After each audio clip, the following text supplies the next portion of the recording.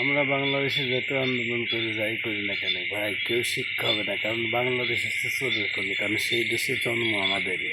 মানে বাংলাদেশে এয়ারপোর্টে যারা ব্যাগ কাটছে প্রবাসীকে, আরে পাগলা, তোর তার ইনকাম করে সোজ দেওয়ার ক্ষমতা নেই তোর বউদের, বুঝছিস? তা আমাদের টাকা সোনো পাউডার মেখেই খুশি হলো এই কামলাগের টাকার সোনো পাউডার, কাপড় চোপড় তোরা তো দেওয়ার ক্ষমতা হয় না। ডাক্তার ইউনূস সাহেব একটা কথাই বলি, সেটা হচ্ছে বাংলাদেশে তোমার বিমান কর্তৃপক্ষকে জানায়, যারা বউকে শাড়ি দিতে পারছে না, সোনো দিতে পারছে না, পাউডার দিতে পারছে না, একটা করে বক্স ফিট করে তার ছবি লাগিয়ে দেন, আমরা 1 টাকা 1 রিঙ্গিত 2 রিঙ্গিত করে এয়ারপোর্টে দিয়ে থেকে যাবো।